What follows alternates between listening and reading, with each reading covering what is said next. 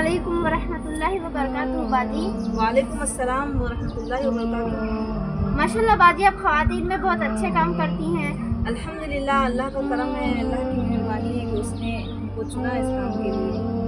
तकरीबन हम 8 साल से ख़वातीन में मेहनत कर रहे हैं, इस्लाह माशरा का काम कर रहे हैं ताकि ख़वातीन में दीन आ जाए, ख़वातीन शरीयत पर अमल करे और बेफजूल के दावतों में, बेफजूल के कामों में ख़वातीन वक्त ना गुजारें, बल्कि दीनी कामों में ख़वातीन को वक्त गुजारना चाहिए। यही हमारा मकसद है कि ख़वातीन तक घर घर बात हमारी पहुँच जाए। अल्हम्दुलिल्लाह, अब ईद उल अज़हा आने वाली है, लेकिन लोग बहुत बहाने बनाते हैं कुर्बानी ना देने के। जी, ख़वातीन में और हम में ये बड़ी प्रॉब्लम है कि हम फ़िज़ूल खर्चियाँ तो करते हैं, शादियों में 10-10 लाख की शादी करते हैं और 10-10 लाख 20-20 लाख के शादियाँ करते हैं। हमारी आरज़ू और अरमानों के लिए हम लाखों रुपए पानी की तरह बहाते हैं और किराए भी आजकल माकूल है, किराए भी 15,000 10,000 से कुछ कम नहीं है। तो ऐसे भी लोग हैं जो इतने ज़्यादा किराए के मकान में रहते हैं, 15,000 10,000 उनका किराया होता है, लेकिन कहते हैं कि हम किराए से है, हम पर कुर्बानी वाजिब नहीं है। और कुछ लोग तो कहते हैं कि हम पर खर्चे हैं, लेकिन उनको ईद की शॉपिंग और शादियों की शॉपिंगों में पानी की तरह पैसे बहाते हैं। तब इन्हें याद नहीं आता कि हम किराए के घर में हैं और हम पर खर्चे हैं।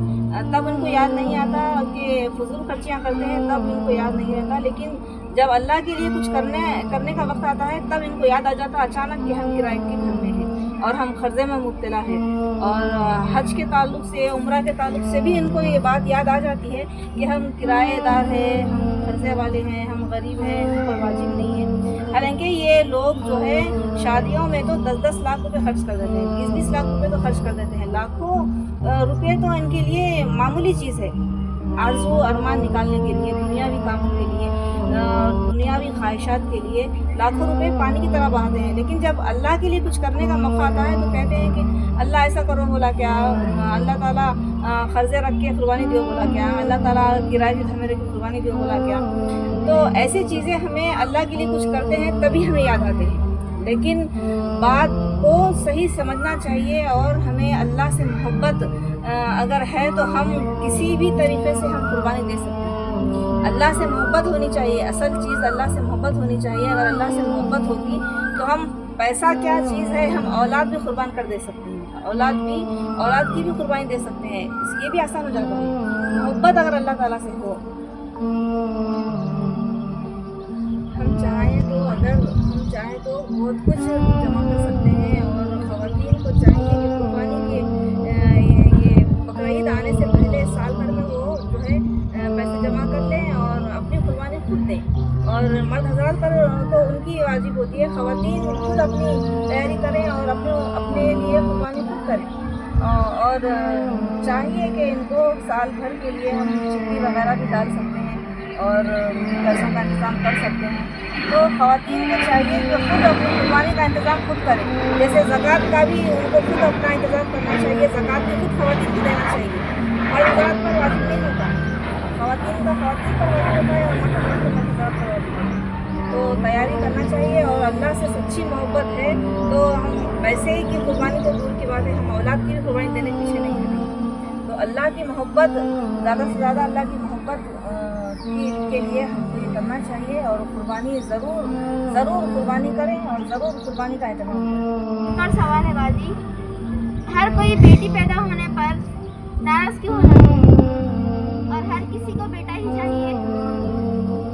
असल में शादी को, निकाह को आसान करने की ज़रूरत है और हम ख़वातीन ने और हमारे माशरे में निकाह को इतना ज़्यादा महंगा कर दिया है कि अब बेटी पैदा होने पर लोग गुमज़दा हो जाते हैं, क्योंकि ज़्यादा से ज़्यादा उनको जो है शादी में खर्च करना होता है, फिर लेन देन होता है, फिर गाड़ी वगैरह हर चीज़ से देना होता है। तो निकाह को आसान करेंगे और सुन्नत के मुताबिक अगर निकाह करेंगे तो फिर बेटी पैदा होने पर किसी को गम नहीं होगा, क्योंकि निकाह को हमने महंगा कर दिया है। यही वजह है कि लोग परेशान हो जाते हैं और लोग जो है लेन देन का सोच कर बेटियों के पैदा होने को नापसंद करते हैं। हालांकि अल्लाह ताला जिस बंदे से खुश होता है, जिससे राज़ी होता है, उनको کو بیٹی عطا کرتا ہے. اللہ تعالیٰ جس بندے سے خوش ہوتا ہے اس کو بیٹی عطا کرتا ہے. تو بیٹی رحمت ہے. اور قرآن مجید میں اللہ تعالیٰ کا ارشاد ہے جس کا مفہوم ہے کہ دنیا کی جو زینت ہے، اللہ تعالیٰ نے جو دنیا کی زینت بنائی ہے، تو اللہ تعالیٰ نے قرآن مجید میں ہم کو بتایا ہے. تو دنیا کی زینت کو اللہ تعالیٰ نے قرآن مجید میں بتایا ہے کہ زیادہ سے زیادہ سونے چاندی کے ڈھیر اور مال اور بیٹے جو ہے، یہ دنیا کی زینت ہے. دنیا کی زینت اللہ تعالیٰ نے مال میں زیادہ سے زیادہ مال چاہتا انسان، اور سونے چاندی کے ڈھیر چاہتا، اور زیادہ سے زیادہ بیٹے. تو یہ دنیا کی زینت ہے. اگر یہ چیزوں کو دنیا سے اٹھا لیا گیا تو پھر دنیا کی زینت کیا ہے؟ دنیا میں کچھ نہیں رہے گا. دنیا کی آرزو بھی نہیں کریں گے کوئی بھی. لیکن اللہ تعالیٰ کے پاس جو ہے ہمیشہ ہمیشہ کی زندگی ہے، اور اس سے بہتر. یہاں تو مال وغیرہ سب ختم ہو جائیں گے، لیکن اللہ تعالیٰ کے پاس جو ہے وہ ہمیشہ ہمیشہ باقی رہنے والی زندگی ہے. تو ہمیشہ کی زندگی کے لیے تیاری کرنے کی ضرورت ہے. تو ہمیشہ جہاں ہم رہنے والے ہیں، جا کر جہاں ہم زندگی گزارنے والے ہیں، تو وہ آخرت کا گھر ہے. تو اس کی تیاری ہم کو ضروری کرنی چاہیے. جزاک اللہ.